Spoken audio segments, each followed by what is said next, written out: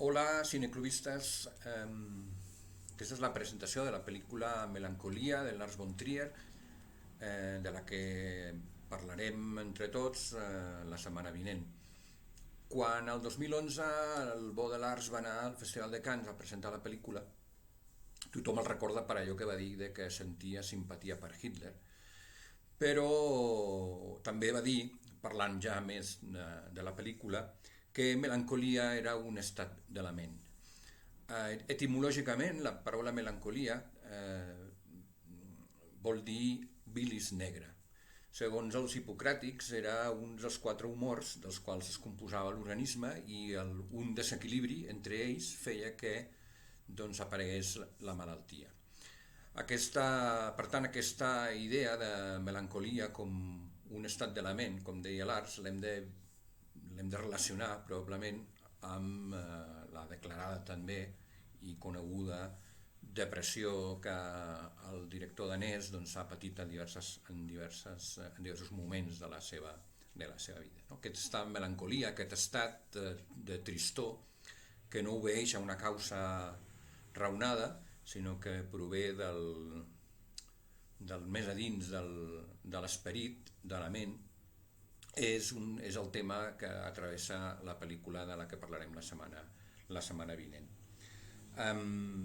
La pel·lícula planteja molts interrogants, jo només vull plantejar alguns aquí perquè puguem després parlar-ne bastament. Jo només llençaré com algunes pistes. Un és, aquesta pel·lícula està dividida en dues parts, mentre que la primera part té a Justine com a protagonista, a través de la seva boda, on Justine intenta d'alguna manera superar el seu estat melancòlic a través de l'acceptació de les normes morals, de l'acceptació d'una parella, de l'acceptació de la família i de totes les normes que allà hi són, no? A la segona part, la seva germana,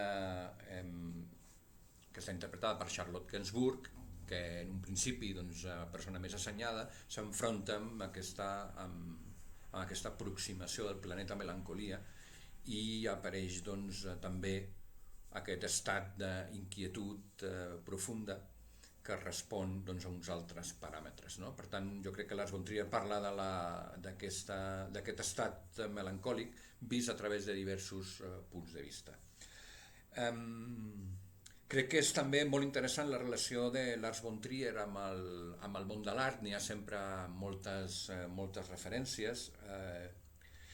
Té la pel·lícula, aquesta primera part, molt estètica, hiperestètica, cosa que ja havíem vist a Anticristo i que veuríem després a La casa de Jack, en aquest moviment ralentí però molt estetitzat, conformant aquestes imatges gairebé pictòriques, no? Però on apareixen elements relacionats al món de l'art, com aquest quadre d'Ofèlia a dins de l'aigua, com també la música de Wagner, no?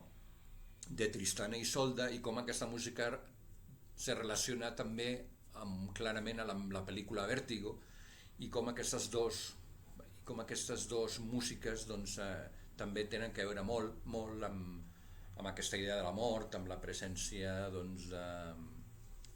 d'aquest estat una mica alterat. No? També a nivell pictòric és ressenyar Los cazadores en la nieve de Bruegel, no? Que també és un quadre que m'agradaria molt que en parléssim en el debat, perquè ha estat utilitzat per Tarkovsky, ha estat utilitzat també per Kiarostami. Hi ha molts directors que tenen en aquest quadre un referent que em sembla molt interessant que analitzem o que en parlem a la propera sessió. Evidentment també hi està Kandinsky, hi ha tota aquesta escena en la que ella entra a la biblioteca i troba uns llibres de història de l'art i ella canvia, no? El que hi ha, que en aquest cas són obres de Kandinsky, la major part, no? Per tant un món molt cartesià, on aquesta organització és una aparença d'una societat perfecta, i ella mou aquestes pàgines i apareixen altres elements, altres quadres pictòrics que tenen més a veure amb el que Lars von Trier està intentant expressar en aquesta pel·lícula. Jo a aquesta pel·lícula li veig també un paral·lelisme, un antecedent a La casa de Jack, no? Recordem que a Melancolia hi ha aquest plano final amb aquesta cova màgica, no?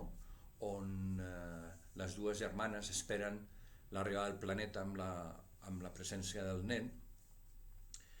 Aquesta idea de la casa com a refugi, no? Com a últim refugi, però un refugi que veritablement no és. A La casa de Jack, recordeu aquella construcció amb els cadàvers de les persones que va assassinant, en la que construeix també una casa on refugiar-se i on mai s'aconsegueix refugiar-se, no? Per tant, doncs, la pel·lícula jo crec que s'entén una miqueta des d'aquest estat de la ment de Lars von Trier, i on també hi ha aquesta lluita molt kubrickiana, no? Crec jo, de Dionisios i entre lo dionisíac i lo apol·lini, no? Mentre que Justine té aquesta part més dionisiaca, no? Doncs aquesta part, per exemple, al final, quan ella està prenent la llum de melancolia al vespre, nua, o la seva actitud, no? més basada en la efervescència dels sentiments, mentre que la seva germana Claire doncs, està continguda més per la raó, per l'Apol·lini, no? O el personatge del marit també, que veu en aquesta figura més de la raó, no? Jo crec que aquesta lluita entre lo dionisíac i lo apol·lini està també molt present en la pel·lícula. Crec que aquí he llançat alguns temes que espero que podrem debatre la setmana que ve, i res més, m'acomiado de tots vosaltres amb moltes ganes de veure-us.